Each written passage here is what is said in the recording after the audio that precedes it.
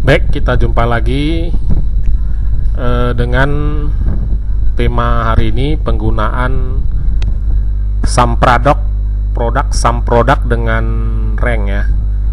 Jadi dua-duanya untuk menentukan peringkat ya. Namun ada perbedaannya. Perbedaannya kadang-kadang di sum product itu dia menilai sesuatu yang sama dengan peringkat yang sama. Tetapi untuk rank beda ya. Rank dia akan membedakan. Nah, untuk melihat perbedaannya kita akan tes dulu ya. Tes dulu rumusnya ya.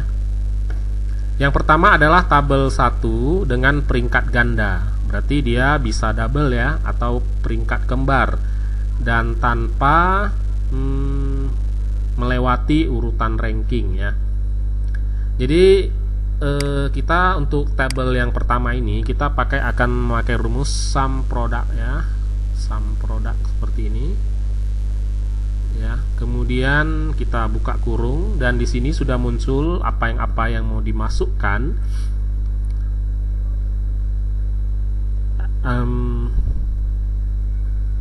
Array 1 ya. Array 1 ini yang ini ya. Yang ini. Kemudian lebih kecil, nanti ini untuk keseluruhan ya, lebih kecil sama dengan dari sini juga ya. Kita ambil semuanya sebagai referensinya, kemudian kita kunci seperti ini, kemudian tutup kurung, kemudian kita bagi dengan count if, hitunglah jika ya. Count if itu hitunglah jika. Kemudian di count if ini kita langsung ambil ranknya. Rank ini sama berarti dari sini ya. Dari sini. Ranknya dari sini. Nah, kalau kita tidak bisa terambil seperti ini, kita boleh ketikkan langsung saja di sini ya. Kadang-kadang tidak bisa terambil ya. Ranknya sama ya seperti tadi sampai dengan B9. Oke.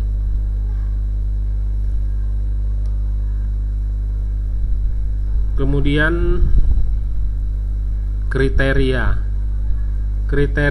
sama ya. Nah, kriterianya sama ya, kita copy paste di sini, kemudian tutup kurung sebanyak 2 kali. Kenapa 2 kali? Ya, karena di sini ada 2 rumus, sum product dan count if ya. Nah, di sini nilai yang paling tinggi adalah 850 ya, benar ya, karena peringkat 1. Kemudian kita coba copy paste ke bawah. Dan di sini kita nampak ada 750 dan Excel akan menghitungnya sebagai peringkat yang sama. Namun kalau di dalam raport misalnya ya, di dalam raport atau di dalam penilaian siswa, hal ini kan tidak boleh terjadi double ya. Nah, jadi kalau untuk peringkat yang untuk sekolah itu tidak boleh ada peringkat ganda. Tetap harus ada salah satu yang entah peringkat 3 atau yang 4 seperti ini ya. Nah, jadi untuk supaya lebih detail tanpa adanya peringkat ganda, maka kita gunakan rumus apa? Kita gunakan rumus rank. Kita ketik di sini rank seperti ini ya. Kemudian numbernya yang ini ya. Kemudian referensinya ini semua.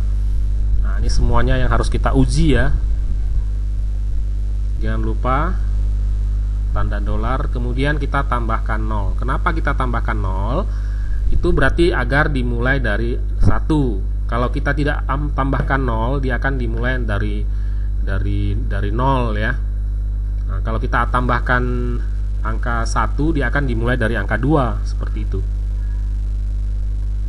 Kemudian untuk pembagiannya kita ketikkan di sini count if, hitunglah jika ya. Ya, sama juga kita akan blok di sini 4 ya, dibagi ini kita kunci dulu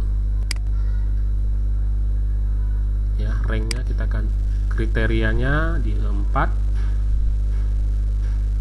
dan kita bagi lagi.